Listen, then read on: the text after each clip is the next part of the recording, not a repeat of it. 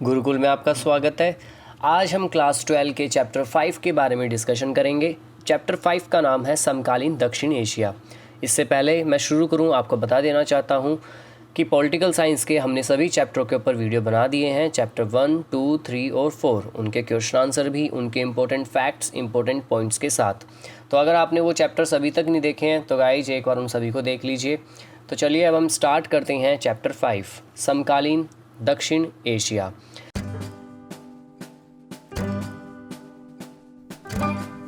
दक्षिण एशिया, इसे हम साउथ एशिया भी कहते हैं, जिसके अंदर भारत आता है। भारत की लोकेशन दक्षिण एशिया में ही है, जो कि सबसे इम्पोर्टेंट है और सबसे पावरफुल भी माना जाता है।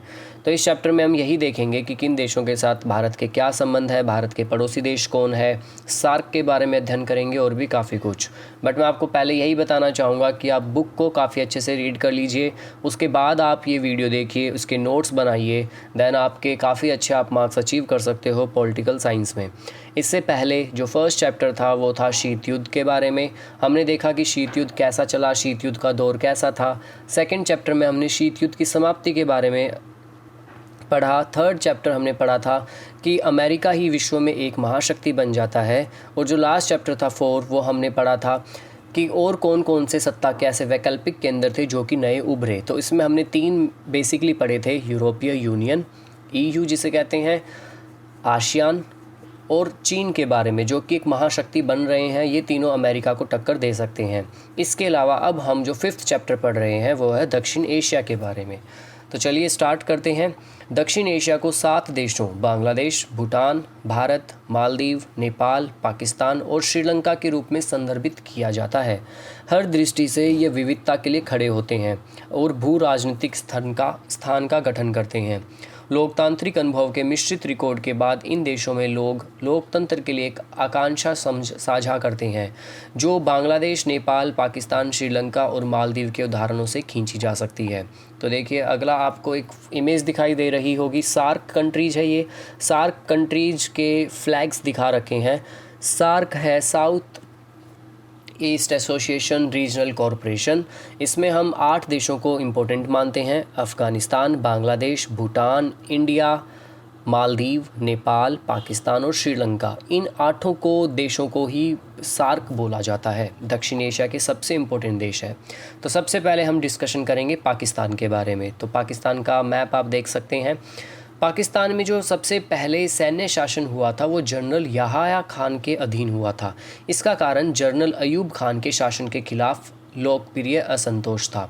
तो देखिए पाकिस्तान में हमेशा से आपको एक बात पता होनी चाहिए कि सैनिक शासन रहा है। कहने का मतलब है तो वो लोकतांत्रिक देश भारत की तरह, बट वहाँ पर बहुत ही रेयरली ऐसे चांस हुए हैं कि किसी प्रधानमंत्री या राष्ट्रपति ने अपने 5 साल पूरे किए हो। क्यों? क्योंकि वहाँ पर जो सैनिक होती है, वहाँ की जो सेना है, वो क्या करती है, राष्ट्रपति प्रधानमंत्री को उनके पद से हटा के खुद शासन करती है।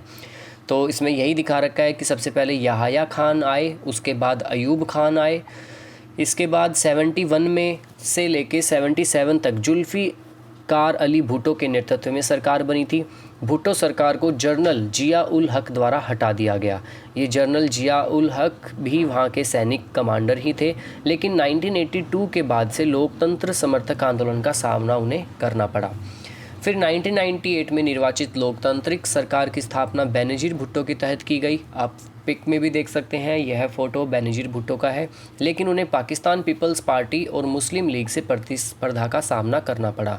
सेना ने फिर कदम बढ़ाए। कहने का मतलब ये पाकिस्तान हमेशा अशांत रहा है। वहाँ पर आज तक कोई भी सरकार अपना पूर्ण रूप से कार्यकाल नहीं कर पाई। बार बार सेना की हस्तक्षेप होता रहता है, सेना आती रहती है, जाती रहती है।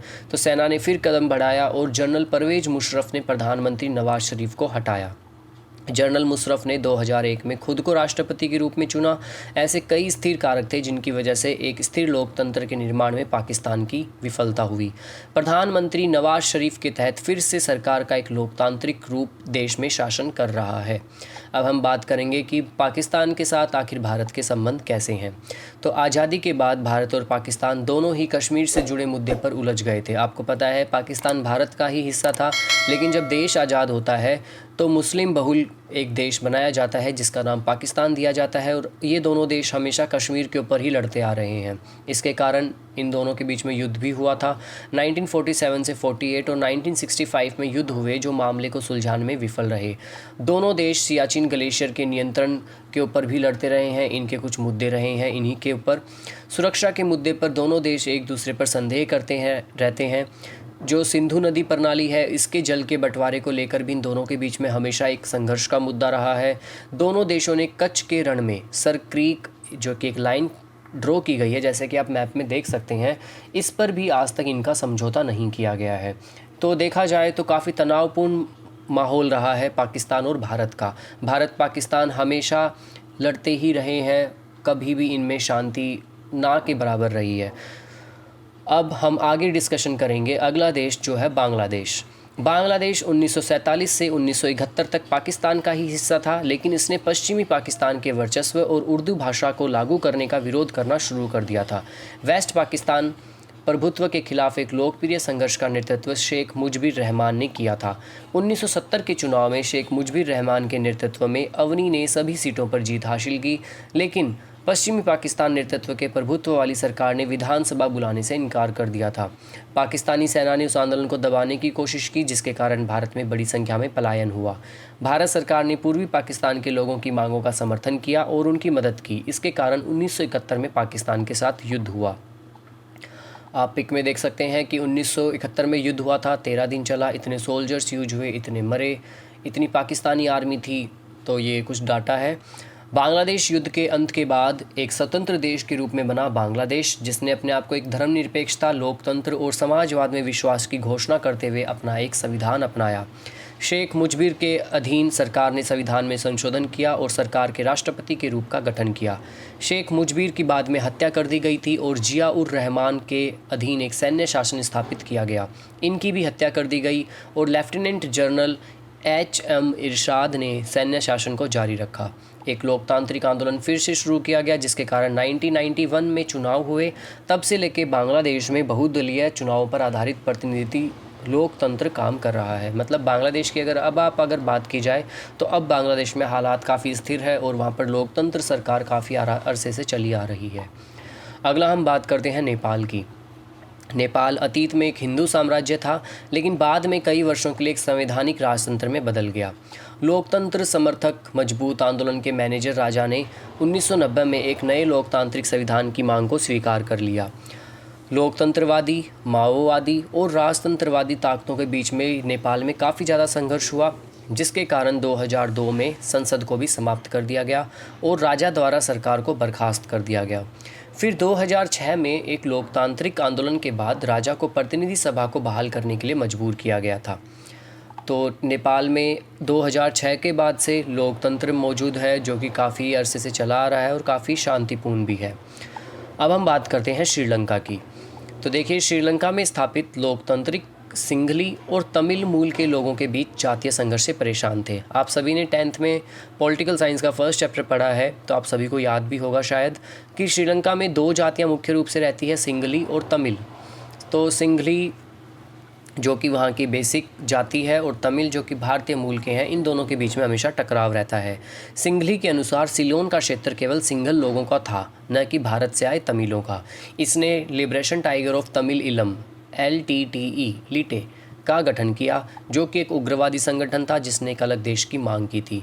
श्रीलंका में तमिलों की सुरक्षा के लिए भारत में तमिल लोगों द्वारा भारत सरकार पर दबाव डाला गया था। भारत ने श्रीलंका के साथ समझौते पर हस्ताक्षर किए और श्रीलंकाई सरकार और तमिलों के बीच संबंधों को स्थिर करने के लिए सैनिकों को भेजा। आखिरकार भारतीय सेना ने लिट्टे के साथ लड़ाई कर ली। बाद में 1989 में जब भारतीय सेना को शांति के उद्देश्य से प्राप्त किए बिना श्रीलंका से बाहर कर दिया गया था। वर्तमान में लीटे को श्रीलंका सरकार द्वारा नष्ट कर दिया गया है और लीटे के अधीन क्षेत्र को बरामद कर लिया गया है। जातीय संघर्ष के बावजूद श्रीलंका की अर्थव्यवस्था हमेशा उच्च व आगे रही है। तो गाइज, ये था क्लास 12 के चैप्टर 5 का पूरा रिव्यू। तो आप वीडियो को पॉज करके इनके बाद जो भी नोट्स आपको इम्पोर्टेंट लगे वो आप लिख सकते हैं। आगे आने वाली सीरीज़ के अंदर हम इन चैप्टरों के क्वेश्चन आंसर के ऊपर भी डिस्कशन करेंगे और देखेंगे कौन कौन से इंपॉर्टेंट फैक्ट है। आई होप आप सभी को समझ में आया होगा काफ़ी अच्छे से। तो आपको मैं फिर एक बात कहना चाहूँगा कि आप बुक्स को पढ़ना ना भूलें। Thank you so much guys, channel को सब्सक्राइब करना ना भूलें।